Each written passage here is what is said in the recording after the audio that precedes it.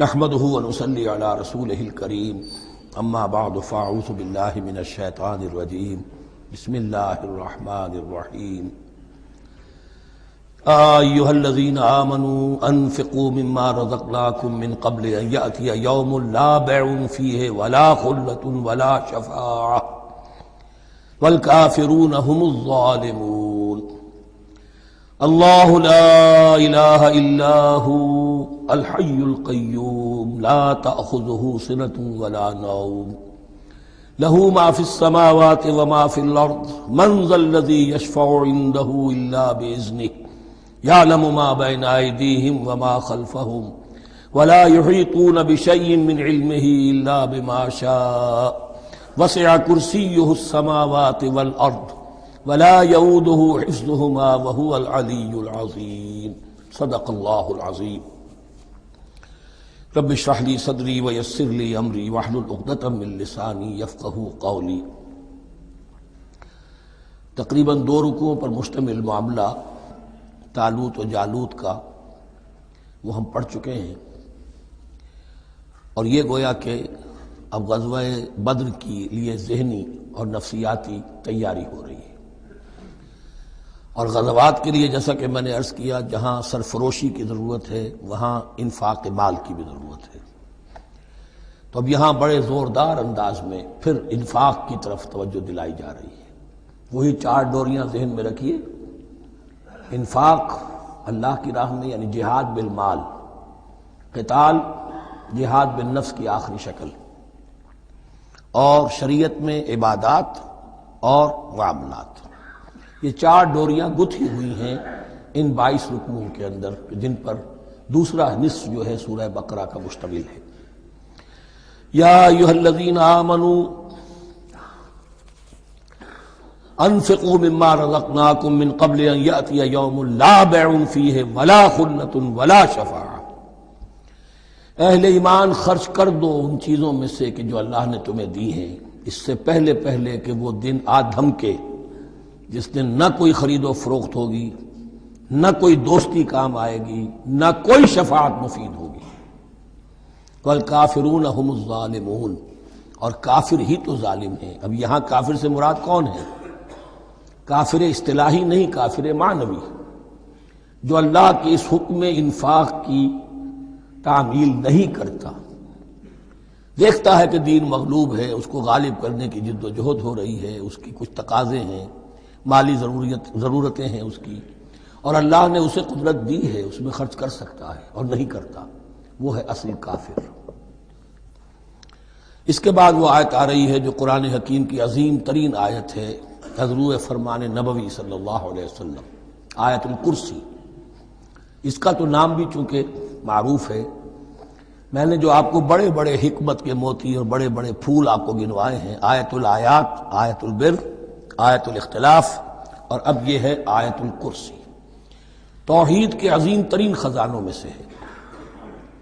ہی سیدۃ آیات القرآن، حضور نے فرمایا یہ تمام آیات قرآنی کی سردار ہے۔ جس طریقے سے آیہ بر اور سورۃ العصر میں ایک نسبت ہے کہ ہدایت اور نجات کی شرائط ساری کی ساری ایک چھوٹی سی صورت میں اللہ نے جمع کر دی، والعصر ان الانسان لفی خسر الا الذین آمنوا وعملوا الصالحات وتواصوا بالحق وتواصوا بالصبر، لیکن اس کی تفصیل ایک آیت میں آئی، وہ آیت البر ہے۔ چنانچہ جو منتخب نصاب ہم نے مرتب کیا ہے دعوت قرآن کے لیے، میں پہلا درس سورۃ العصر کا ہے اور دوسرا درس آیت البر کا ہے۔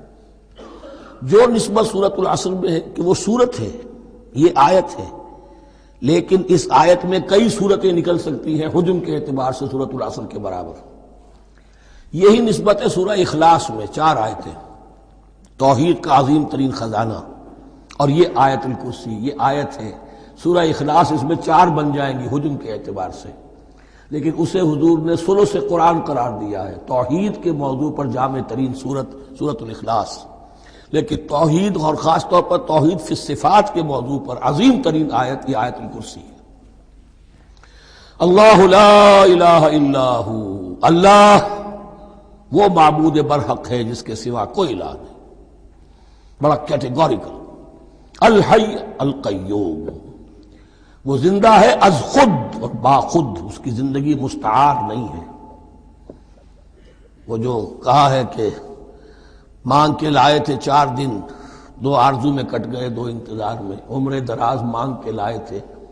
اللہ کی زندگی ہے، اس کی از خود زندگی کسی کی دی ہوئی نہیں، اور اس زندگی میں کوئی ضعف نہیں، کوئی کمزوری نہیں، کوئی احتیاج نہیں، آگے آ جائے گا، نہ اسے نیند آتی ہے نہ اونگ آتی ہے۔ قیوم، خود اپنی جگہ وہ زندہ جاوید ہستی ہے، اور باقی ہر شے کا وجود اس کے حکم سے قائم ہے، کوئی شے قائم نہیں ہے بغیر اس کے اذن کے۔ تو گویا کہ احد اور الصمد، اللہ اپنی جگہ احد، لیکن باقی پوری کائنات کے لیے صمد ہے، جو سورہ اخلاص میں 2 الفاظ آئے ہیں، قل هو اللہ احد اللہ الصمد۔ اللہ حی ہے اور قیوم ہے، لا تاخذہ سنۃ ولا نوم، اس پر غالب نہیں ہو سکتی نہ نیند نہ اونگ۔ لہو ما فی السماوات و ما فی الارض، آسمانوں اور زمین میں جو کچھ ہے اسی کا ہے، ملکیت تامہ، ملکیت حقیقی اس کی ہے۔ من ذا الذی یشفع عندہ الا باذنہ، کون ہے وہ جو شفاعت کر سکے اس کے پاس مگر اس کی اجازت سے۔ اب یہ مقام آیا ہے سورہ بقرہ میں پہلی مرتبہ، 3 مرتبہ کیٹیگوریکل ڈینائل کے بعد، کوئی شفاعت نہیں، کوئی شفاعت نہیں، کوئی شفاعت نہیں۔ یہاں بھی جو انداز ہے بہت ہی جلالی انداز ہے، منظر ندی، کس کی یہ حیثیت ہے، کس کا یہ مقام ہے، کس کو یہ زور حاصل ہے کہ وہ اپنے اختیار کے بل پر، جو اپنی حیثیت کی بنیاد پر شفاعت کر سکے؟ ہاں، جس کے لیے اللہ اجازت دے دے۔ استثناء کے ساتھ شفاعت کا یہاں پر پہلی مرتبہ آیا، ورنہ سورہ بقرہ کے 6 رکوع کی دوسری آیت، واتقوا یوما لا تجزی نفس عن نفس شیئا ولا یقبل منها شفاعۃ ولا یؤخذ منها عدل ولا هم ينصرون۔ 15 رکوع کی دوسری آیت، واتقوا یوما لا تجزی نفس عن نفس شیئا ولا یقبل منها عدل ولا تنفعها شفاعۃ ولا هم ينصرون۔ اور اب اس سے پہلے کی آیت میں آ چکا ہے ولا شفاعہ، کوئی شفاعت مفید نہیں ہوگی، لیکن یہ کہ اس میں ایک استثناء ہے۔ اب یہ ذرا باریک مسئلہ ہے کہ شفاعت حقہ کیا ہے، شفاعت باطلہ کیا ہے، تو دورہ ترجمہ قرآن میں اتنی تفاصیل کے ساتھ بحث نہیں کی جا سکتی، وہ ایک علیحدہ موضوع ہے، حال ہی میں نے اس پر اپنے درس ریکارڈ کرا دیے ہیں۔ یعلم ما بین ایدیہم وما خلفہم، وہ جانتا ہے جو کچھ ان کے سامنے اور جو اس کو پیچھے ہے۔ عام طور پر دنیا میں ہم سفارش کرتے ہیں تو کہتے ہیں کہ بھئی میں جانتا ہوں اس شخص کو بہتر، اصل میں جیسا کچھ یہ نظر آتا ہے ویسا نہیں ہے، یا جیسا کچھ فیکٹس آن دی فائل آ گئے ہیں وہ بڑے ہی ڈیسیونگ ہیں، اصل حقائق کچھ اور ہیں اس کیس کے، وہ میں آپ کو بتاتا ہوں۔ یہ بات اللہ کے سامنے کون کہہ سکتا ہے، جبکہ اللہ تو جانتا ہے جو کچھ ان کے سامنے اور جو کچھ ان کے پیچھے ہے، اور ان کا حال یہ وَلَا يُحِيطُونَ بِشَيْءٍ مِّنْ عِلْمِهِ إِلَّا بِمَا شَاءَ، اور وہ احاطہ کر ہی نہیں سکتے اللہ کے علم سے کسی شے کا سوائے اس کے جو اللہ چاہے۔ باقی ہر ایک کے پاس علم جو ہے اللہ کا عطائی علم ہے، دیا ہوا علم ہے، محدود علم ہے، بڑے سے بڑا رسول ہو، بڑے سے بڑا ولی ہو، بڑے سے بڑا فرشتہ ہو۔ لا علم لنا الا ما علمتنا، ہم پڑھائیں 4 رکوع میں، تو کون کہہ سکتا ہے؟ من ذا الذی یشفع عندہ الا باذنہ یعلم ما بین ایدیہم وما خلفہم ولا یحیطون بشیء من علمہ الا بما شاء وسع کرسیہ السماوات والارض، اس کی کرسی تمام آسمانوں اور زمین کو محیط ہے۔ اب کرسی کے 2 مفہوم یہاں ہو سکتے ہیں، ایک تو یہ کہ اس سے جو معنی مراد ہے یعنی اس کا اقتدار، اس کی قدرت، اس کا جبر، اس کا اختیار، یہ اتھارٹی پوری کائنات کو۔ ایک یہ بھی ہو سکتا ہے کہ اللہ تعالیٰ کے لیے ہم نہیں جان سکتے، یہ آیات متشابہات میں سے ہے کہ کوئی شے بھی ہو واقعتاً جس کو ہم اسے کرسی کہہ سکیں، عرش، کرسی، ان سب کے بارے میں یہ دونوں باتیں ذہن میں رکھیے۔ یہ بھی ہو سکتا ہے کہ ان کی کوئی مجسم حقیقت ہو جو ہمارے ذہن سے، ہمارے تخیل سے ماورا ہے، اور یہ بھی ہو سکتا ہے اس سے استعارہ مراد ہو۔ اس کا اقتدار و اختیار آسمانوں اور زمین پر چھایا ہوا ہے۔ ولا یؤودہ حفظہما، اور اسے تکان طاری نہیں ہوتی، اس پر گراں نہیں گزرتا ان دونوں کا تھامنا، ان دونوں کی حفاظت، آسمانوں کی اور زمین کی۔ وہو العلی العظیم، اور وہ العلی ہے، بلند و بالا، اور عظیم ہے، بڑی عظمت والا۔ یہ آیت الکرسی سیدۃ آیات القرآن، تمام آیات قرآنی کی سردار، اور توحید الہی کا ایک بہت بڑا خزانہ۔ لا اکراہ فی الدین، دین میں کوئی جبر نہیں ہے، یعنی یہ کہ کسی بھی شخص کو نہ کبھی جبراً مسلمان بنایا جائے گا نہ کبھی بنایا گیا۔ استثناءات ہو سکتے ہیں، کسی کا ذاتی کوئی عمل ہو، فعل ہو، کسی نے کیا ہو۔ اسلام میں کسی فرد کو جبراً مسلمان بنانا حرام ہے، لیکن اس آیت کا یہ مطلب نکال دینا کہ نظام باطل کو بھی ختم کرنا جو ہے اس میں کوئی طاقت استعمال نہیں ہو سکتی، یہ حماقت ہے پرلے درجے کی۔ نظام باطل نظام ظلم ہے، ایکسپلائٹ کر رہا ہے لوگوں کو، اللہ اور بندوں کے درمیان حجاب بن گیا ہے، پردہ بن گیا ہے۔ نظام کو طاقت کے ساتھ ختم کرنا فرض ہے مسلمان کا۔ طاقت نہیں ہے تو ٹھیک ہے، طاقت حاصل کرنے کی کوشش کرتا رہے، لیکن جو مسلمان نظام باطل کو ختم کرنے کی آرزو اور ارادے سے خالی ہے، اس کے دل میں یہ ارادہ نہیں ہے، اس کے دل میں ایمان نہیں ہے۔ طاقت اور جبر نظام کو ختم کرنے پر صرف کیا جائے گا، کسی فرد کو مجبوراً مسلمان نہیں بنایا جائے گا۔ یہ ہے اصل میں اس آیت کا مفہوم۔ لا اکراہ فی الدین قد تبین الرشد من الغی، رشد ہدایت واضح ہو چکی ہے کجی سے، جتنی کجیاں ہیں، جتنے غلط راستے ہیں، جتنی شیطانی پگڈنڈیاں ہیں، ان سے جو صراط المستقیم ہے اس کو بالکل مبرہن کر دیا گیا ہے۔ فمن یکفر بالطاغوت، تو جو کوئی بھی طاغوت کا انکار کرے گا، دیکھیے اللہ پر ایمان لانے سے پہلے طاغوت کا انکار ضروری ہے۔ جیسے لا الہ الا اللہ، تو طاغوت، اور طاغوت کون ہے؟ طغا سے سرکش، جس نے اپنی حاکمیت کا اعلان کیا وہ طاغوت، جس نے غیر اللہ کی حاکمیت کو تسلیم کیا وہ طاغوت، اس کے تحت بننے والے سارے انسٹیٹیوشنز طاغوت، جو بھی ادارے ہوں، چاہے کتنے ہی خوشنما ادارے ہوں۔ ہے عدلیہ، لیکن وہ عدلیہ اللہ کے قانون کے مطابق فیصلے نہیں کر رہی، کچھ اور لوگوں کے بنائے ہوئے قانون کے مطابق فیصلے کر رہی، وہ طاغوت ہے۔ جو بھی اللہ کے حدود بندگی سے تجاوز کرتا ہے وہ طاغوت ہے۔ طغیانی کسے کہتے ہیں؟ پانی دریا کی حدوں میں بہہ رہا ہے، لیکن جب وہ اپنی حدوں سے نکلا طغیانی پہ ہے۔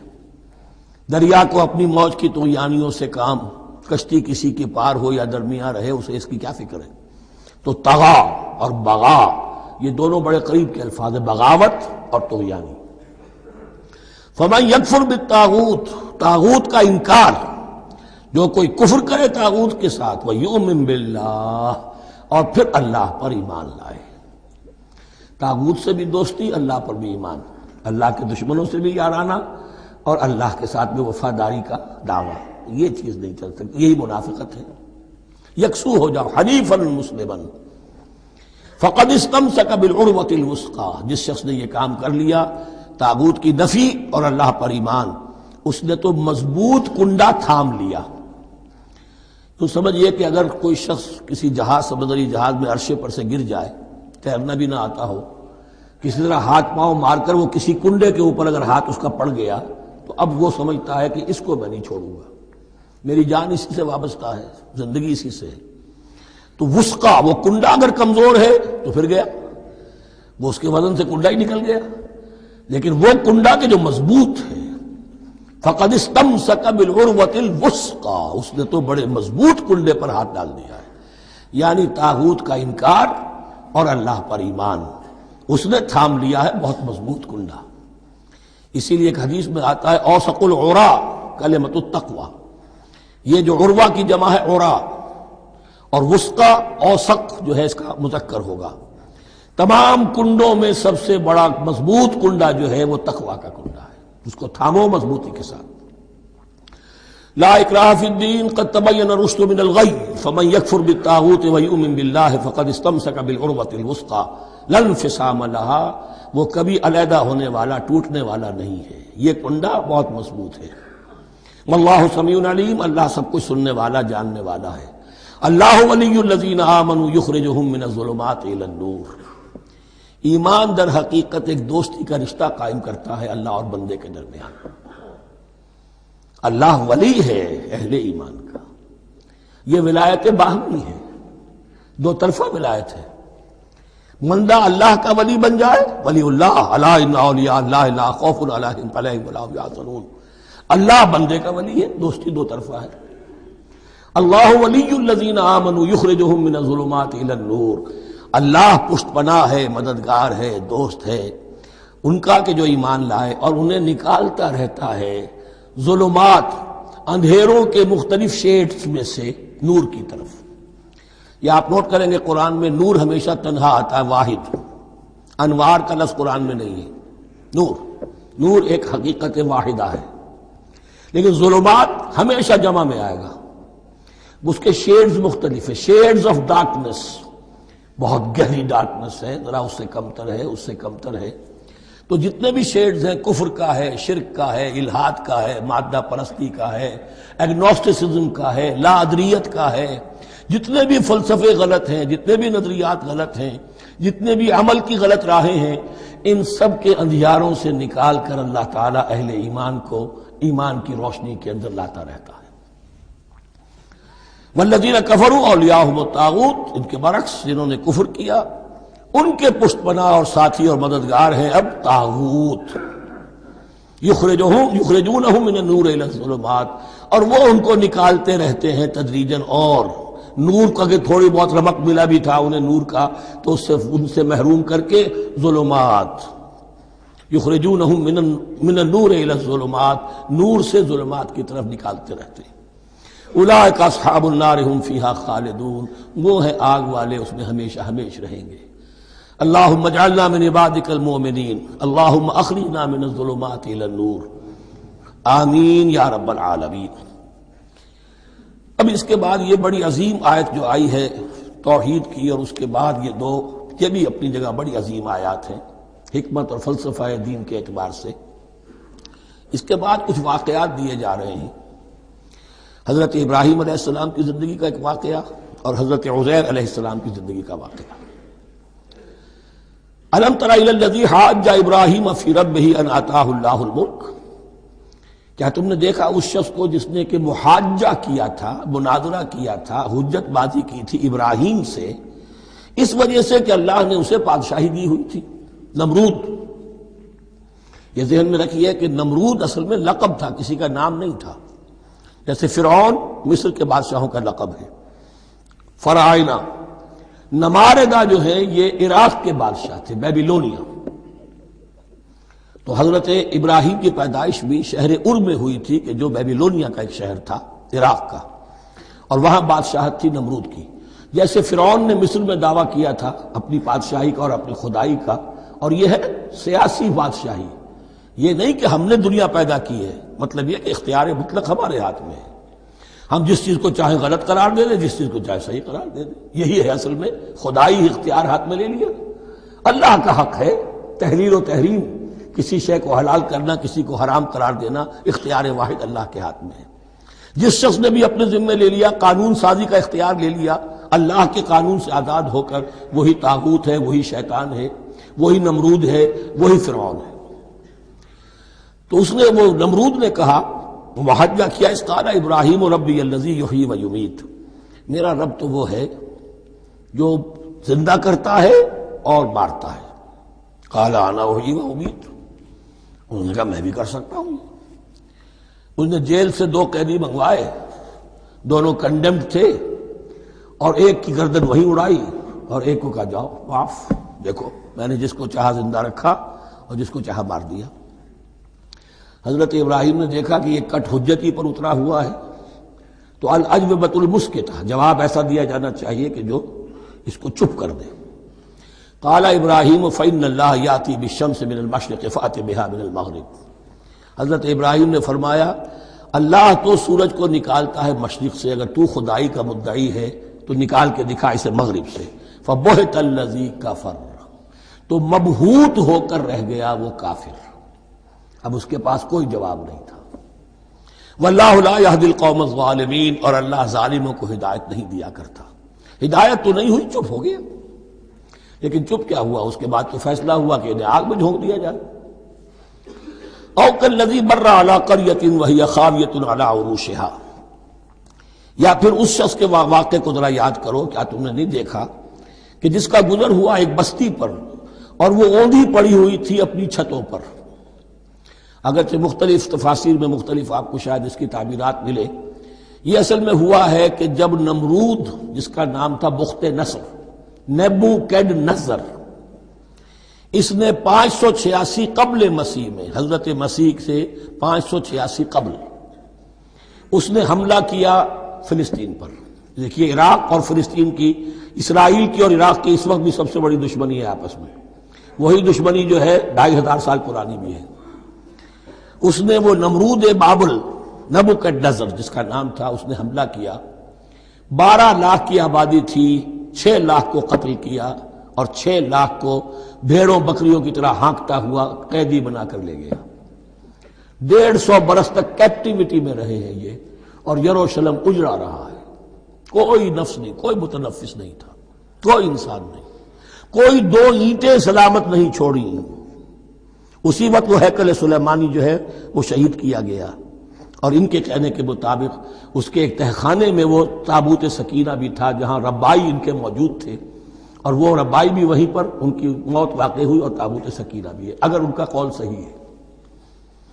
تو جس زمانے میں یہ اجڑی ہوئی بستی تھی، حضرت عزیر علیہ السلام کا گزر ہوا، انہوں نے دیکھا کوئی متنفس نہیں، تو انہوں نے کیا کہا، قال انا یحیی ھذہ اللہ بعد موتھا، اللہ اس بستی کو اس کے اس طرح مردہ اور برباد ہو جانے کے بعد کیسے زندہ کرے گا؟ اب اس میں کیسے احیاء ہو سکتا ہے؟ دوبارہ کیسے اس میں لوگ آ کر آباد ہو سکتے ہیں؟ اتنی بڑی بربادی، اتنی تباہی، کوئی متنفس نہیں، کوئی 2 اینٹیں سلامت نہیں۔ فَأَمَاتَهُ اللَّهُ مِئَةَ عَامٍ ثُمَّ بَعَثَهُ، تو اللہ نے اس پر موت وارد کر دی 100 برس کے لیے، اور پھر انہیں اٹھایا۔ قَالَ كَمْ لَبِثْتَ، سوال کیا کتنے عرصے رہے ہو یہاں؟ حضرت عزیر جو ہیں، چونکہ جو رینائسنس ہوا ہے تاریخ بنی اسرائیل میں، اس کے نقیب، اس کے اصل جو بنیاد ہے وہ یہ ہے۔ انہوں نے پھر اصلاح کی، جو زوال ان میں آیا تھا اخلاقی اور دینی، پھر یہ اٹھے کمر کس کر، جب اللہ تعالیٰ نے یہ مشاہدات کرا دیے، اور پھر جا کر وہاں تبلیغ کی اور دعوت کی دی، اور وہی ان یہودیوں کے اندر جو کیپٹیوٹی میں تھے انہیں پھر اصل دین کی تعلیم دی، روح دین کو زندہ کیا، تو گویا کہ وہاں سے پھر ان کا احیاء ہوا ہے۔ کب لبثت، کتنے عرصے رہے ہوگے تم؟ قال لبثت یوما و بعض یوم، اب اس کو ایسے محسوس ہوا جیسے سویا تھا تھوڑی دیر کے لیے، میں 1 دن رہا ہوں یا دن کا کچھ حصہ۔ قال بل لبثت 100 عام، نہیں، اللہ نے فرمایا نہیں، تم 100 سال رہے ہو۔ فانظر الی طعامک و شرابک لم یتسنہ، تو ذرا اپنے کھانے اور جو مشروب تمہارے ساتھ تھا سفر میں، ذرا اس کو دیکھو، ان کے اندر کوئی بساند پیدا نہیں ہوئی، سڑے نہیں ہیں، ان کے اندر کوئی خرابی پیدا نہیں ہوئی۔ وانظر الی حمارک، آپ دوسری طرف اپنے گدھے کو دیکھو جو تمہاری سواری کا گدھا تھا، وَلَنَجْعَلَكَ آیَةً لِلنَّاسِ، وہ بالکل ختم ہو چکا تھا، اس کی ہڈیاں ہی رہ گئی تھی، گوشت گل چکا تھا، کچھ نہیں تھا، 100 برس۔ وانظر الی حمارک وَلِنَجْعَلَكَ آیَةً لِلنَّاسِ، اور ہمیں تو بنانا ہے تجھے ایک نشانی لوگوں کے لیے، یعنی خود اے عزیر تمہیں ایک نشانی بنانا ہے، اور تمہیں نشانی بنانے کے لیے یہ نشانی ہم تمہیں دکھا رہے ہیں، تاکہ یقین جو ہے، یقین کامل تمہارے اندر پیدا ہو جائے۔ وانظر الی حمارک ولنجعلک آیۃ للناس وانظر الی العظام، اب دیکھو ان ہڈیوں کو، کیف ننشزھا، کیسے ہم انہیں اٹھاتے ہیں، ابھارتے ہیں، وہ ہڈیاں خود ابری اور جڑ کر کھڑی ہو گئی۔ ثم نکسوھا لحما، پھر دیکھو تمہاری نگاہوں کے سامنے اس کو گوشت پہناتے ہیں۔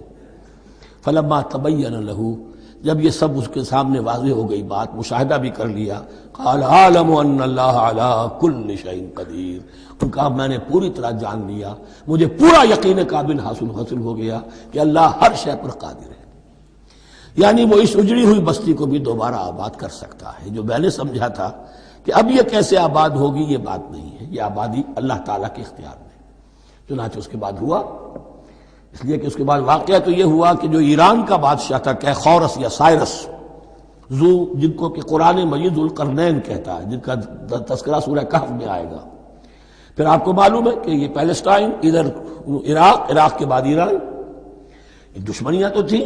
کیخورس نے حملہ کیا بابل پر، عراق پر، اور دشمن کا دشمن دوست ہوتا ہے، تو یہودیوں کو اجازت دے دی، کیپٹیوٹی سے اجازت دے دی، جاؤ تم واپس جاؤ، اپنا شہر دوبارہ بناؤ۔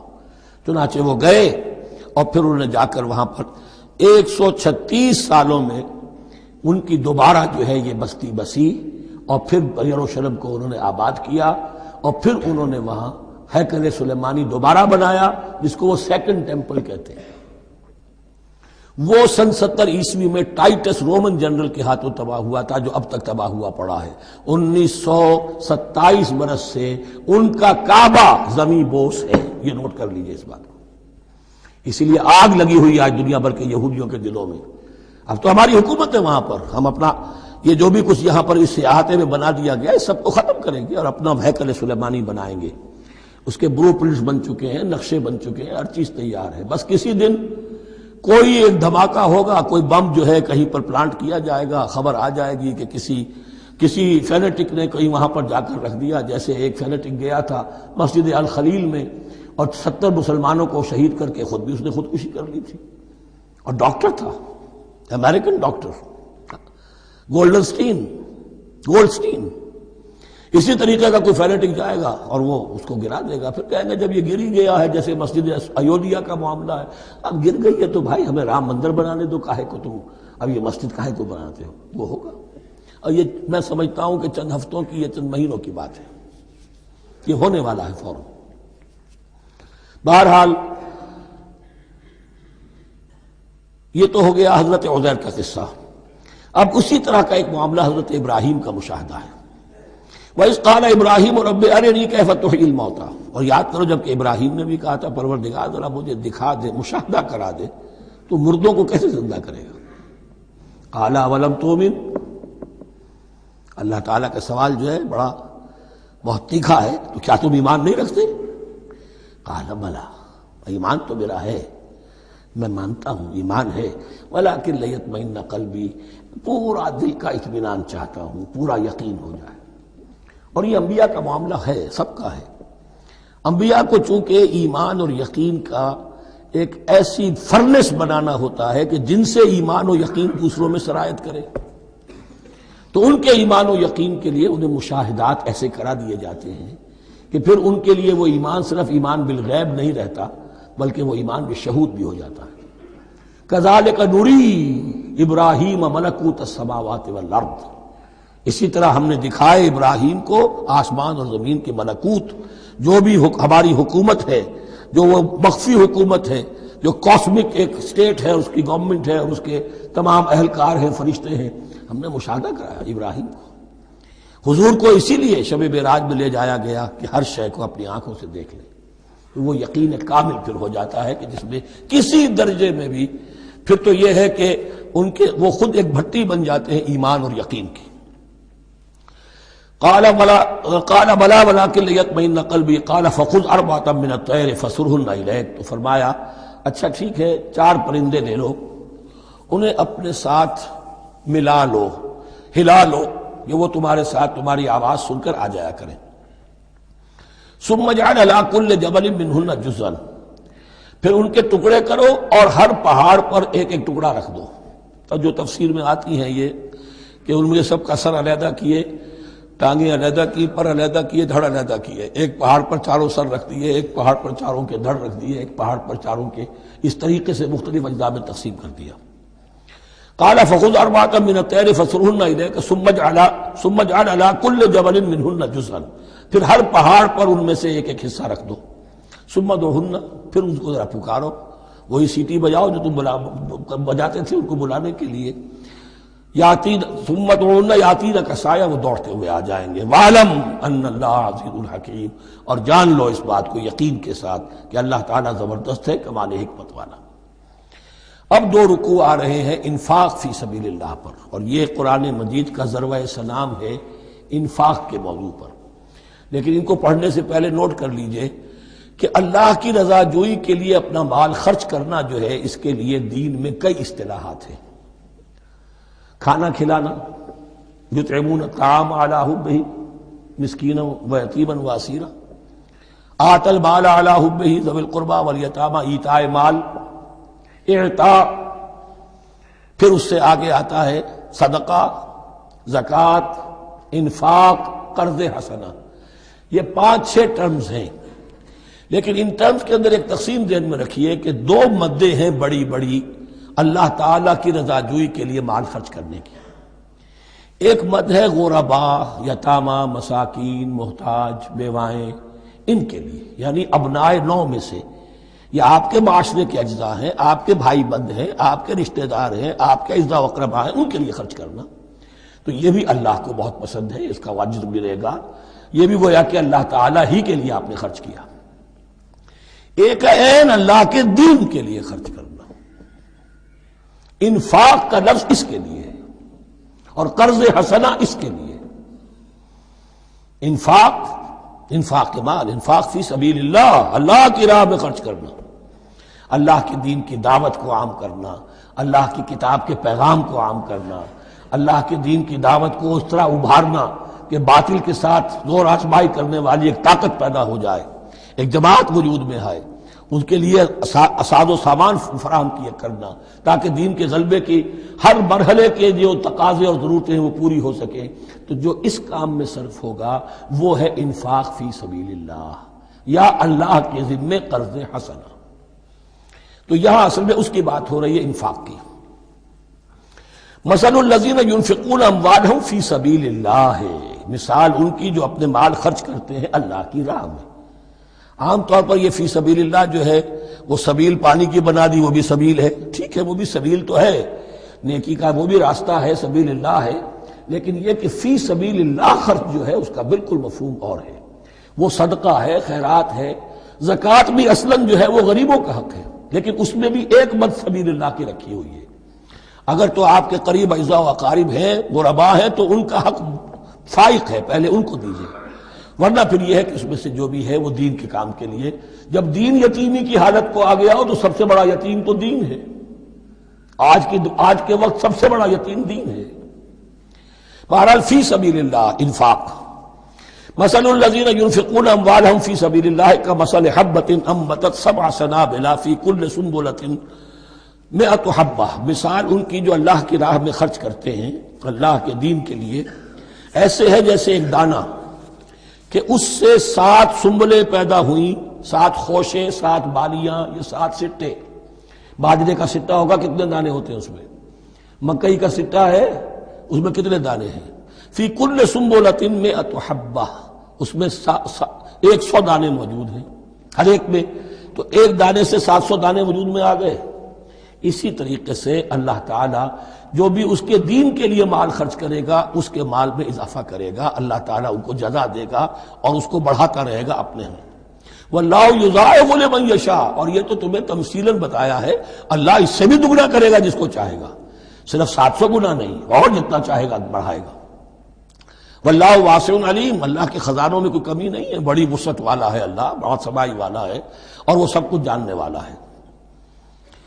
الذین ينفقون اموالهم فی سبیل اللہ، پھر جو لوگ کہ اپنا مال خرچ کرتے ہیں اللہ کی راہ میں، ثم لا يتبعون ما انفقوا منا ولا اذى، پھر جو کچھ وہ خرچ کرتے ہیں اس کے بعد نہ تو تکلیف پہنچاتے ہیں نہ احسان جتاتے ہیں۔ دیکھیے جی میں نے اس وقت اتنا چندہ دیا تھا، معلوم ہوا کہ میرا حق جو ہے وہ زیادہ ہے، پھر میری بات مانی جانی چاہیے۔ ہم چندے زیادہ دیتے ہیں تو بات بھی تو ہماری چلنی چاہیے۔ یا اگر کسی جو کارکن کو دیا ہے جو اللہ کے دین کے لیے کام کر رہا ہے، یہ بھی ان 2 رکوعوں کے آخر میں بات واضح ہو جائے گی۔ کوئی شخص ہے اللہ کے دین کے کام میں لگا ہوا، آپ اس کو ساتھ تعاون کر رہے ہیں تاکہ وہ اپنی معاش کے اوپر اپنا وقت نہ لگائے، اپنا پورا وقت جو ہے وہ دین کی خدمت میں لگائے، لیکن اب اگر کہیں آپ نے اس کو جتا بھی دیا، اس پر احسان بھی رکھ دیا، کوئی تکلیف دے کلمہ کہہ دیا، تو جو آپ کا اجر و ثواب تھا وہ 0 ہو جائے گا۔ الذین ينفقون اموالهم فی سبیل اللہ ثم لا يتبعون ما انفقوا منا ولا اذى، جو انفاق کرتے ہیں اس کے بعد اس کے پیچھے نہ تو جتلاتے ہیں نہ کوئی اور تکلیف پہنچاتے ہیں۔ لہم اجرہم عند ربہم ولا خوف علیہم ولا هم یحزنون، ان کا اجر ان کے رب کے پاس محفوظ ہے اور ان کے لیے مغفرت ہے۔ ولا خوف علیہم ولا هم یحزنون، ان کے اوپر نہ کوئی خوف ہوگا اور نہ کوئی ان کو حزن سے دوچار ہوں گے۔ قول معروف، بھلی بات کہنا، ومغفرہ اور درگزر کرنا، خیر بہتر ہے من صدقۃ، اس خیرات سے یتبعھا اذی، جس کے بعد کہ اذیت پہنچائی جائے۔ کوئی آپ سے فرض کیجئے کوئی ضرورت کے لیے آئی گیا ہے، کسی نے ہاتھ پھیلا دیا ہے، تو آپ اگر آپ نہیں کر سکتے مدد، قول معروف، نرمی کے ساتھ جواب دے دیجئے، معذرت کر لیجئے۔ یا یہ ہے کہ اگر کسی سائل نے آپ کے ساتھ درستی کی ہے تو پھر بھی یہ ڈانٹیے نہیں، وہاں مسائل فلا تنہر، پھر بھی یہ ہے کہ مغفرت، معاف کیجئے. یہ کہیں بہتر ہے اس سے کہ دے تو دیا، خیر من صدقۃ یتبعها اذى، اس کے بعد اسے 2-4 جملے بھی سنوا دیے، کوئی اور سلواتیں بھی سنا دی اسے، تو اس کا کوئی فائدہ نہیں ہوا. واللہ غنی حلیم، اللہ تعالیٰ غنی ہے اور حلیم ہے. یہ کیوں کہا گیا کہ تم اگر کسی کو دے رہے ہو تو اصل میں اللہ کو دے رہے ہو. ایک حدیث میں آتا ہے کہ اللہ تعالیٰ اپنے بندے سے شکایت کرے گا، اے میرے بندے تیرے پاس مال تھا، میں نے تجھ سے مال طلب کیا تھا، میں بھوکا تھا، میں نے تجھ سے روٹی مانگی، تو نے مجھے کھلایا نہیں. بندہ کہے اللہ تو غنی ہے، تجھے بھوک، تجھے احتیاج، کہ وہ جو میرا بندہ تھا جو بھوکا تھا، اس نے جو مانگا تھا تجھ سے وہ میں ہی تھا، اصل میرا بندہ تھا. الخلق عیال اللہ، تجھ سے انہیں کھانے کو نہیں دیا، تجھے تو گویا کہ مجھے نہیں دیا. اے میرے بندے میں ننگا تھا، میں نے تجھ سے میں چاہا کہ میرا سطر ڈھانپ دے، مجھے کوئی لباس دے دے، لیکن یہ کہ تو نے نہیں دیا. یہ اسی طریقے سے تو سمجھ لیجئے کہ اللہ تو غنی ہے، جو دے رہے ہو سمجھ لو کہ اللہ کو دے رہے ہو. اور حلیم ہے، وہ حلم والا ہے، فوراً نہیں پکڑتا تمہیں.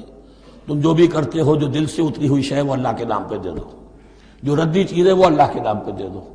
تو اللہ تعالیٰ کی غیرت جو ہے اسی وقت اگر جوش میں آ جائے اور تمہیں پیس کے سرما کر دے وہ، تو وہ کر سکتا ہے، لیکن نہیں، حلیم ہے. وہ دیکھتا ہے کہ میری توہین کر رہا ہے، مجھے دے رہا ہے اور یہ دے رہا ہے. یا ایھا الذین آمنوا لا تبطلوا صدقاتکم بالمن والاذی، اہل ایمان اپنے صدقات کو باطل نہ کر لو، نسیہ منسیہ ہو جاتے ہیں، بالمن والاذی، جتلا کر اور کوئی اذیت بخش بات کہہ کر.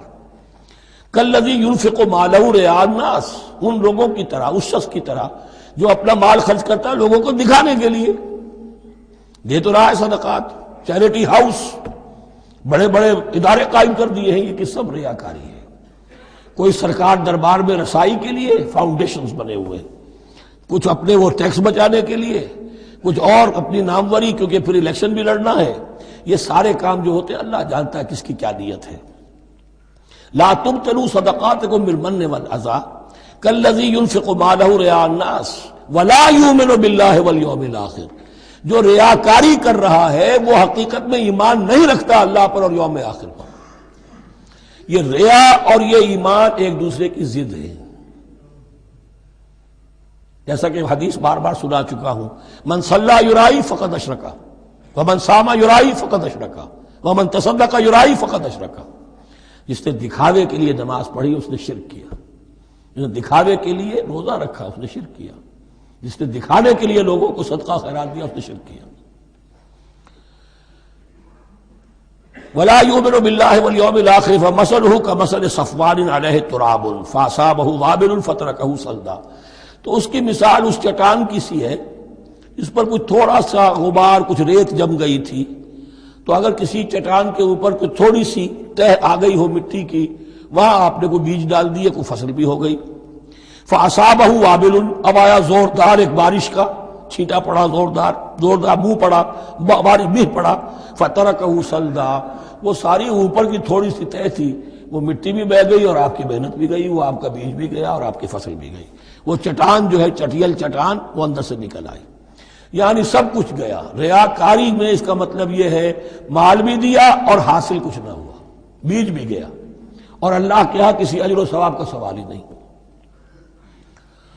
لا یقدرون علی شیء مما کسبوا، جو محنت انہوں نے کی تھی، اس تھوڑی سی مٹی جو جم گئی تھی اس میں بھی کچھ ہل چلایا تھا، کچھ بیج ڈالا تھا، اب اس میں کوئی قدرت انہیں حاصل نہیں ہے، سب کچھ گیا. واللہ لا یہدی القوم الکافرین، اور اللہ ایسے کافروں کو ہدایت نہیں دیتا، راہ یاب نہیں کرتا. ومثل الذین ینفقون اموالهم ابتغاء مرضات اللہ، اس کے برعکس وہ لوگ، وہی سائملٹینیس کنٹراسٹ، جب ایک ریاکاری کے خرچ کے لیے وہ ایک مثال دی گئی، تمثیل اور تشبیہ دی گئی، تو اب جو واقعتاً اللہ تعالیٰ کے اجر و ثواب کے لیے خلوص و اخلاص کے ساتھ خرچ کرتا ہے اس کے لیے بھی مثال. فمثل الذین ینفقون اموالهم ابتغاء مرضات اللہ، اور مثال ان لوگوں کی جو خرچ کرتے ہیں اپنے مال اللہ کی رضا جوئی کے لیے، خوشی حاصل کرنے کے لیے، وتثبیتا من انفسہم، اور اپنے عزم کی پختگی کے ساتھ، اپنے نفس کی پختگی کے ساتھ. کمثل جنت، ان کی مثال اس باغ کی ہے بربوۃ، جو ذرا بلندی پر ہے، باغ ہے جیسا کہ میں نے عرض کیا نیچرل باغ کا یہی تصور ہوتا تھا، ذرا اونچائی پر جو ہے پلانٹیشن ہے، ندی بہ رہی ہے کوئی دامن میں جس سے خود بخود اس کو اریگیشن ہو رہی ہے۔ کمثل جنت بربوۃ، یہیں سے یہ قادیانیوں نے لفظ ربوہ لے کر اور اپنا وہ شہر بنایا ہے پاکستان میں۔ اصابہ وابل، اب اگر اس باغ کے اوپر زوردار منہ آ جائے، بھی آ جائے، خوب بارش برسے، فآتت اکلھا ضعفین، تو اس کا پھل جو ہے دگنا ہو جائے گا۔ فإن لم يصبها وابل فطل، اور اگر زوردار میہ نہ آئے، بارش نہ برسے، تو تھوڑا بہت چھینٹا بھی پڑے گا تب بھی اس کا تو بہرحال پھل جو ہے وہ برقرار رہے گا۔ واللہ بما تعملون بصیر، اور جو کچھ تم کر رہے ہو اللہ تعالیٰ اس کو دیکھ رہا ہے۔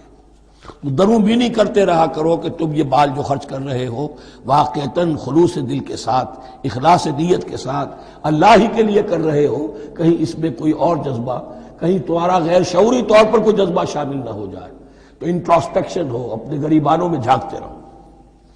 ایود احدکم ان تکون لہ جنۃ من نخیل واعناب تجری من تحتہا الانہار، کیا تم میں سے کوئی شخص پسند کرے گا کہ اس کا ایک باغ ہو اور کھجور کا درخت ہو اس میں، اور انگور کی بیلیں بھی ہوں، اور اس کے دامن میں ندیاں بہتی ہوں، نیچرل اریگیشن بھی ہے، کھجور کے درخت بھی ہیں، اور بیلوں کی ٹٹیاں لگی ہوئی ہیں انگوروں کی، اور انگوروں کی بیلیں ہیں۔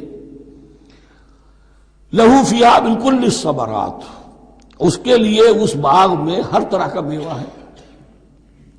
فاصابہ الکبر، اب اس پر بڑھاپا بھی طاری ہو گیا ہے۔ وَلَهُ ذُرِّيَّةٌ ضُعَفَاء، اور اس کی اولاد ہے ابھی چھوٹی عمر کی، کم سن ہے، کمزور ہے۔ فَأَصَابَهَا إِعْصَارٌ، کہ اچانک اس باغ کے اوپر ایک ایسا بگولا، ایک ایسی آندھی آئی جس میں آگ ہے، فیہ نارٌ، کوئی ایسا آگ بھری آندھی آئی۔ فَأَصَابَهَا إِعْصَارٌ فِيهِ نَارٌ فَاحْتَرَقَتْ، پورا کا پورا باغ جل کر جھلس کر رہ گیا۔ کذالک یبین اللہ لکم الآیات لعلکم تتفکرون، اس طرح اللہ تعالیٰ تمہارے لیے اپنی آیات کو واضح کرتا ہے تاکہ تم تفکر کرو۔ یعنی ایک انسان نے ساری عمر سمجھا ہے کہ بڑی میں نے نیکی کمائی ہے، میں نے یہ کیا ہے، میں نے فاؤنڈیشن بنایا، میں نے مدرسہ قائم کر دیا، میں نے یتیم خانہ بنا دیا، لیکن یہ کہ اچانک کسی وقت آنکھ کھلے گی، جب آنکھ کھلی گل کی تو موسم تھا خزاں کا، معلوم ہوگا یہ تو کچھ بھی نہیں تھا، یہ تو گویا کہ ایک بگولا آیا سب کو جلا گیا، اس لیے کہ اس میں اخلاص تھا ہی نہیں، اس میں نیت جو ہے اس میں کھوٹ تھا، اس میں ریاکاری تھی، اس میں لوگوں کو دکھانا مقصود تھا۔ پھر حال وہی ہوگا جس طرح کہ وہ بوڑھا اب کفے افسوس مل رہا، اب کیا کرے، بوڑھا ہو چکا ہے، دوبارہ تو باغ لگا نہیں سکتا، لہذا جب وہ موت آ جائے گی تو گویا کہ اب اس کے لیے موقع نہیں ہے کہ دوبارہ کوئی کام اور کر سکے۔ یا ایھا الذین آمنوا انفقوا من طیبات ما کسبتم ومما اخرجنا لکم من الارض، اے ایمان والو خرچ کرو، اللہ کے لیے دینا ہے، اللہ کے دین کے لیے دینا ہے، اللہ کے نام پر دینا ہے، تو من طیبات ما کسبتم، جو چیز تم نے کمائی ہے اس کی اچھی چیز، پاکیزہ چیز، بہتر چیز، ومما اخرجنا لکم من الارض، اور جو کچھ ہم نے نکالا تمہارے لیے زمین سے۔ اب زمین سے ظاہر بات ہے جو بھی نباتات آ رہی ہے، چاہے وہ کوئی چراہ گاہ ہے تو اس کے اندر سے جو ہے وہ بھی ہریاول ہے تو اللہ نے پیدا کی ہے، کھیت کے اندر آپ نے محنت کی ہے، ہل چلایا ہے، بیج ڈالے ہیں، لیکن یہ کہ فصل کا اگانا تو آپ کے کام ہاتھ نہیں ہے، تو اللہ کے ہاتھ میں ہے۔ تو جو کچھ ہم نے نکالا ہے تمہارے لیے، وَمِمَّا أَخْرَجْنَا لَكُم مِّنَ الْأَرْضِ وَلَا تَيَمَّمُوا الْخَبِيثَ مِنْهُ، اور اس میں سے ردی مال کا ارادہ نہ کرو، تنفقون، کہ اسے خرچ کر دو، زکوٰۃ دینی ہے، عشر دینا ہے، تو جو ردی چیزیں ہیں، اب بھیڑوں بکریوں کا غلہ ہے، ان میں سے اتنی بکریاں نکالنی ہیں، اتنی بھیڑیں ہیں، تو اب جو ذرا کمزور ہیں، لاغر ہیں، بیمار ہیں، نقص والی ہیں، گنتی پوری کرنی ہے نا۔ اسی طریقے سے عشر نکالنا ہے تو گندم کا ڈھیر لگا ہوا ہے، اس میں سے کہیں بارش پڑ گئی تھی، وہ نکال دو۔ ولا تیمموا، تیمم کے معنی یہاں نوٹ کر لیجئے قصد کرنے کے ہیں۔ ولا تیمموا الخبیث منہ، کہ اس میں سے جو ردی مال ہے، جو ناپسند ہے، اس کا قصد نہ کرو، تنفقون، کہ اسے خرچ کرو، ولستم بآخذیہ، اور تم ہرگز نہیں ہوگے اس کو لینے والے۔ ایسا بھی تو ہو سکتا ہے کہ تم محتاج ہو جاؤ اور تمہیں ضرورت پڑ جائے، پھر اگر تمہیں کوئی ایسی چیز دے گا تو تم قبول نہیں کرو گے۔ وَلَسْتُمْ بِآخِذِيهِ إِلَّا أَن تُغْمِضُوا فِيهِ، اللہ یہ کہ چشم پوشی کرنے پر مجبور ہو جاؤ، احتیاج اس درجے کی ہو کہ جو بھی مل جائے، ردی مل جائے، اچھا مل جائے، نفیس مل جائے، خبیث مل جائے، جو بھی مل جائے چشم پوشی کرو۔ اس کے سوا آدمی جو ہے وہ اپنے طیب خاطر کے ساتھ جو ہے وہ ردی سے قبول نہیں کر سکتا۔ وَاعْلَمُوا أَنَّ اللَّهَ غَنِيٌّ حَمِيدٌ، پھر دیکھیے غنی کا لفظ، جو کچھ دے رہے ہو یہ نہ سمجھو کہ اسے دے رہے ہو، محتاج کو دے رہے ہو، ضرورت مند کو دے رہے ہو، بلکہ یوں سمجھو کہ اللہ کو دے رہے ہو۔ وَاعْلَمُوا أَنَّ اللَّهَ غَنِيٌّ حَمِيدٌ، جان لو کہ اللہ تعالیٰ غنی ہے اور حمید ہے۔ حمید یعنی اپنی ذات میں خود محمود۔ ایک کسی شے کی اچھائی یا حسن یا کمال ایسا ہوتا ہے جسے ظاہر کیا جائے، دیکھو بھائی اس میں یہ خوبصورتی ہے، اور ایک وہ خوبصورتی ہوتی ہے جو از خود ظاہر ہے۔ حاجت مشاطہ نیست صورت دل آرام را۔ تو اللہ تعالیٰ اتنا ستودہ صفات ہے، اتنا محمود ہے اپنی ذات میں کہ وہ خود بخود محمود ہے، اسے کسی حمد کی حاجت نہیں ہے، از خود محمود ہے۔ الشیطان یعدکم الفقر ویامرکم بالفحشاء، دیکھو شیطان تمہیں ڈراتا ہے اور تمہیں اندیشہ دلاتا ہے فقر کا، مت خرچ کرو، رکھو، کیا پتا کیا کل کون سا وقت تم پر آ جائے۔ وَيَأْمُرُكُمْ بِالْفَحْشَاءِ، اور تمہیں حکم دیتا ہے بے حیائی کے کاموں کا۔ وَاللَّهُ يَعِدُكُمْ مَغْفِرَةً مِّنْهُ وَفَضْلًا، اور اللہ وعدہ کر رہا ہے تم سے اپنی طرف سے مغفرت کا اور فضل کا۔ اب دیکھ لو، رخ روشن کے آگے شمع رکھ کر وہ یہ کہتے ہیں ادھر جاتا ہے دیکھیں یا ادھر پروانہ جاتا ہے۔ اب شیطان کی طرف جانا چاہتے ہو، اس کی بات ماننا چاہتے ہو، خوف رکھتے ہو کہیں ایسا نہ ہو جائے کہ فقر آ جائے مجھ پر، مجھے اپنا مال سنبھال کر رکھنا چاہیے، سینتر رکھنا چاہیے، تو تم شیطان کی چال میں آ گئے، تم نے اس کی پیروی کی۔ اور اگر تم نے اپنا اللہ کی راہ میں خرچ کر دیا، اللہ پر اعتماد کرتے ہوئے، وہ میری ساری حاجتیں پوری کرے گا، آج کر رہا ہے کل کرے گا انشاءاللہ۔ تو یہ ہے واللہ یعدکم مغفرۃ منہ وفضلا واللہ واسع علیم، اللہ بہت وسعت والا ہے، اس کے خزانوں کی کوئی محدودیت کا تصور اپنے ذہن میں نہ رکھو، اور سب کچھ جاننے والا ہے۔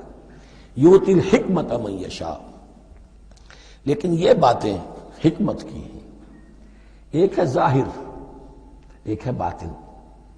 باطن جو ہے وہ حکمت سے نظر آتا ہے، ظاہر تو سب کو نظر آ رہا ہے۔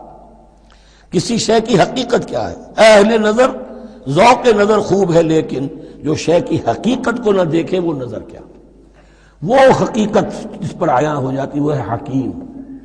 اور حکمت اصل میں نام ہے انسان کے عقل اور شعور کی پختگی کا۔ جب محکم ہو گئی عقل، اس کا شعور پختہ ہو گیا، استحکام اسی سے بنا ہے حکمت۔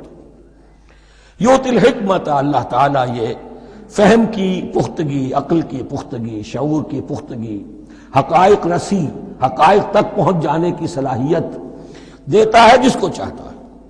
وَمَن یُؤْتَ الْحِکْمَةَ فَقَدْ أُوتِیَ خَیْرًا کَثِیرًا، اور جسے حکمت دے دی گئی اسے تو خیر کثیر عطا ہو گیا، اس سے بڑا تو خیر کوئی اور ہے ہی نہیں۔ وَمَا يَذَّكَّرُ إِلَّا أُولُو الْأَلْبَابِ، اور نہیں نصیحت حاصل کر سکتے مگر وہی لوگ جو ہوش مند ہیں، جو اولو الالباب ہیں، عقل مند ہیں۔ لیکن جو دنیا پر ریجھ گئے ہیں، جن کے سارا دلی اطمینان اسی پر ہے کہ کافی ہے، بینک بیلنس بھی ہے، یہ بھی ہے، وہ بھی ہے، اتنے سٹاکس بھی ہیں، اتنا یہ بھی ہے، اتنا ہمارا جو ہے وہ جو بیلنس شیٹ آئی ہے اس کے ایسٹس یہ ہیں، اگر اسی پر سارا بھروسہ اور اطمینان ہے تو ظاہر بات ہے وہ اولو الالباب نہیں ہے۔ وَمَا أَنفَقْتُم مِّن نَفَقَةٍ أَوْ نَذَرْتُم مِّن نَذْرٍ، اور جو بھی کچھ تم خرچ کرتے ہو، جو بھی نفقہ، جو بھی خیرات تم دیتے ہو، اور نظر تم من نظرین، اور یا جو بھی نظر تم دیتے ہو اللہ کے نام پر، منت مانگتے ہو، فإن اللہ یعلم، اللہ تعالیٰ اس سب کو جانتا ہے۔ وما للظالمین من انصار، اور یقیناً ظالموں کے لیے کوئی مددگار نہیں ہوں گے۔ ان تبدوا الصدقات فنعما ہی، صدقات کو تو اگر تم کھل کر اعلانیہ دو تب بھی ٹھیک ہے، اور خاص طور پر زکوٰۃ کا تو معاملہ اعلانیہ ہے ہی ہے۔ ان تبدوا الصدقات، ظاہر کرو، برملا اعلانیہ دو تو بھی ٹھیک ہے، کم سے کم فقراء کا حق تو پہنچ گیا، کسی کی ضرورت تو پوری ہو گئی۔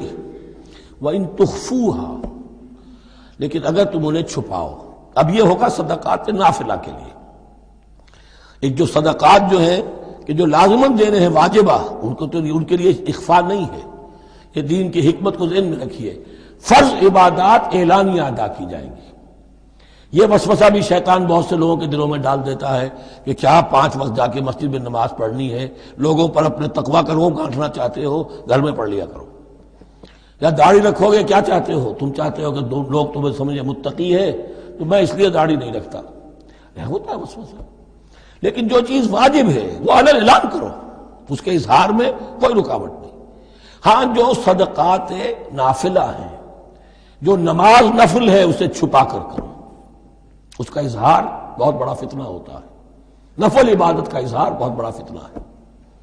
وَإِن تُخْفُوهَا، اگر چھپاؤ، وَتُؤْتُوهَا الْفُقَرَاءَ، اور تم وہ ضرورت مندوں کو دے دو، فَهُوَ خَيْرٌ لَكُمْ، وہ تمہارے لیے بہت بہتر ہے۔ اب دیکھیے خیر لکم کہا، یہ تمہارے لیے بہتر ہے۔ پہلے کہا تھا ظاہر کر کے دیتے ہو فنعما ہی، وہ بھی ٹھیک ہی ہے، اس لیے کہ فقراء کا حق تو چلیے ادا ہو گیا، کچھ نہ کچھ مل تو گیا، خسیس کے اور کنجوس کے مال میں سے کچھ نکلا تو صحیح۔ ان تبدوا الصدقات فنعما ہی وان تخفوها وتؤتوها الفقراء فهو خیر لکم ویکفر عنکم من سیئاتکم، اور اللہ تعالیٰ دور کر دے گا تم سے تمہاری برائیوں کو۔ واللہ بما تعملون خبیر، اور جو کچھ تم کر رہے ہو اللہ تعالیٰ اس سے باخبر ہے۔ لیس علیک ھداھم، اے نبی آپ کے ذمے نہیں ہے کہ ان کو ہدایت دے دیں۔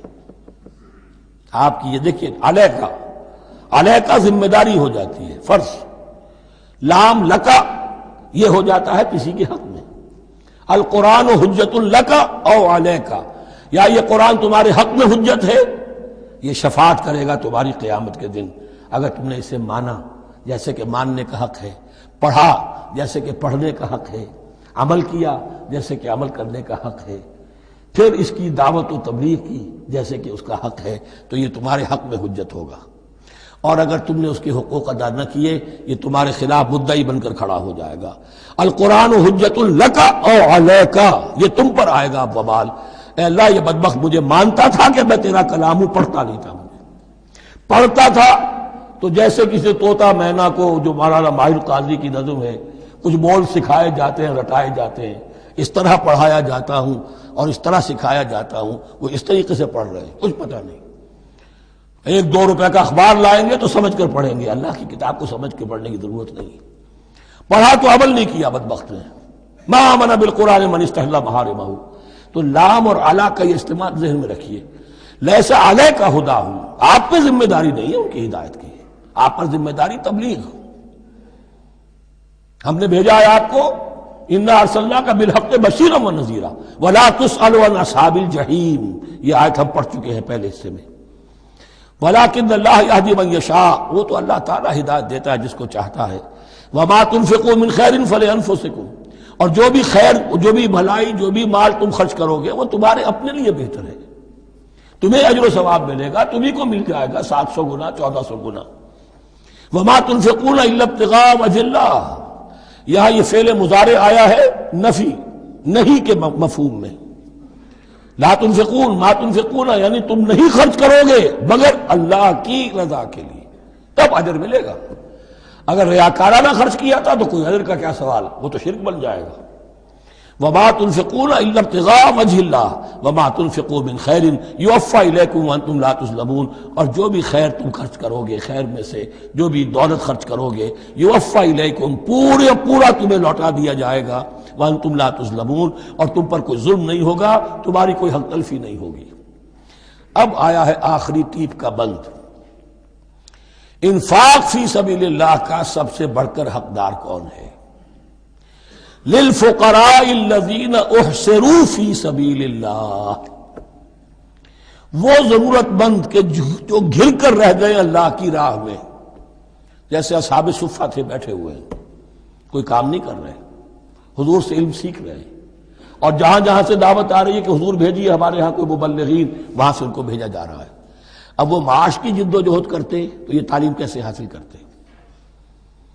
یا اسی طرح دین کی کوئی خدمت ہے، کوئی آپ نے تحریک اٹھائی ہے، اب اس میں آپ کو کچھ نہ کچھ کارکن تو چاہیے، ان کارکنوں کی بھی تو آخر معاش کا ہے درجہ۔ اگر وہ سارا 8 گھنٹے دفتروں میں کھائیں اور وہاں ڈانٹیں بھی سنیں افسروں کی، اور پھر 2 گھنٹے جانا 2 گھنٹے آنا، اب وہ کون سا وقت نکالیں گے دین کے کام کا؟ کیا کریں گے؟ کہاں سے وقت آ جائے گا؟ کچھ لوگ تو ہونے چاہیے جو ہمہ وقت لگ جائیں، لیکن ہمہ وقت تو لگ گئے، لیکن پیٹ تو ان کے بھی ہے، اولاد تو ان کے بھی ہوگی۔ للفقراء الذین احصروا فی سبیل اللہ، جو گھیرے میں آ گئے ہیں اللہ تعالیٰ کی راہ کی جد و جہد میں، جہاد فی سبیل اللہ کی سعی میں، وہ اس طریقے سے مصروف ہو گئے ہیں، لا یستطیعون ضربا فی الارض، اب وہ زمین میں گھوم پھر کر تجارت کرنے کی ان کے اندر ان کے پاس وقت ہی نہیں ہے، نہیں چل پھر سکتے زمین میں اپنی معاش کے لیے۔ یحسبهم الجاہل اغنیاء من التعفف، اب یہ اس طرح کے فقیر تو ہیں نہیں جو لپٹ کر مانگتے ہوں، انہیں عام طور پر جو ناواقف شخص ہے وہ سمجھتا غنی ہے، اس سے کوئی ضرورت ہی نہیں، اس نے کبھی مانگا ہی نہیں، لیکن اس نے مانگا اس لیے نہیں ہے کہ وہ اس طرح کا سائل نہیں ہے، اس طرح کا وہ سوالی نہیں ہے، وہ فقیر نہیں ہے، وہ تو اللہ کے دین کے لیے اپنے آپ کو اس نے لگا دیا ہے۔ یہ تمہارا کام ہے کہ دیکھو، یحسبهم الجاہل اغنیاء من التعفف، وہ جو مانگنے سے رک رہے ہیں اپنی عزت نفس کی حفاظت کی خاطر، اس کی وجہ سے ناواقف آدمی سمجھتے ہیں کہ تو غنی ہے، اسے کوئی ضرورت نہیں ہے۔ تعرفهم بسیماہم، تم پہچان لوگے انہیں ان کے چہروں سے۔ ظاہر بات ہے کہ فقر کا، احتیاج کا اثر چہرے پر تو آ جاتا ہے۔ اگر آپ کو نیوٹریشن صحیح نہیں مل رہی ہے تو ظاہر بات ہے چہرے پر اس کا اثر ہوگا۔ تعرفهم بسیماہم لا يسألون الناس الحافا، وہ لپٹ کر لوگوں سے سوال نہیں کرتے، مانگتے نہیں ہیں، وہ ان سائلوں کی طرح نہیں ہے جو اصل میں اپنی محنت وصول کرتے ہیں، کھڑے ہو کر آپ کے سر ہو کر آپ سے کچھ نہ کچھ نکلوا لیتے ہیں زبردستی، اس طریقے سے تو وہ نہیں مانگیں گے۔ یہ بات اہم مسئلہ ہے۔ اقامت دین کی جد و جہد میں جو لوگ ہمہ وقت لگ جائیں، آخر ان کے لیے کیا ذریعہ ہو۔ میں یہاں تفصیل میں نہیں جا سکتا، وقت بھی اس چنگ کا ختم ہو رہا ہے، لیکن یہ سمجھ لیجئے کہ یہ دو رکوع جو ہیں، انفاق کا پورا مضمون، اس کا کلائمیکس جو ہے وہ یہ آیت ہے، للفقراء الذین احصروا فی سبیل اللہ لا یستطیعون ضربا فی الارض یحسبهم الجاہل اغنیاء من التعفف تعرفهم بسیماہم لا یسألون الناس الحافا وما تنفقوا من خیر فإن اللہ بہ علیم۔ اور جو بھی تم دولت مال خرچ کرو گے تو اللہ تعالیٰ اس کے علم میں ہوگا، یہ نہ سمجھنا کہ اللہ کے علم میں نہیں ہے۔ خاموشی کے ساتھ، اخفاء کے ساتھ ایسے لوگوں کے ساتھ تعاون کرو گے تو اللہ تعالیٰ جو ہے تمہیں اس کا پورا بھرپور بدلہ دے گا۔ بارک اللہ لی ولکم فی القرآن العظیم ونفعنی وإیاکم بالآیات والذکر الحکیم۔